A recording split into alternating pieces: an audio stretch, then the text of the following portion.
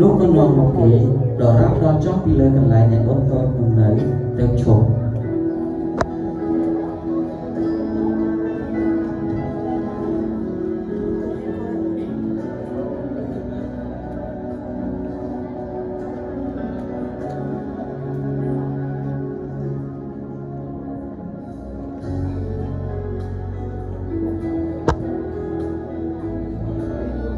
នោះ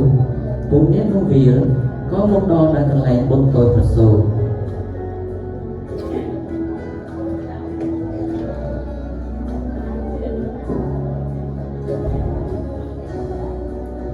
ចាប់តាំងរាយរាប់រឿងពីសេចក្តីដែលទេវតាបានប្រាប់ពីព្រះអរ៉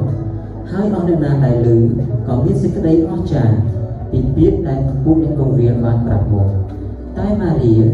នាងរក្សាទុករឿងទាំងនោះដោយរំពឹងគិតតែក្នុងចិត្ត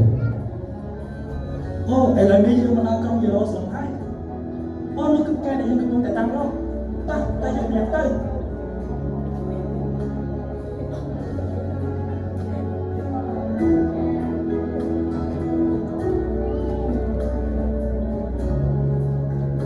រីឯពួកហោរា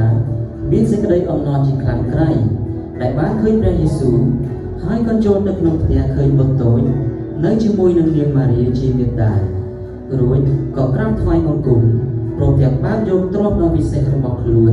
ថ្វាយដង្វាយជាបៀជាកំញាំ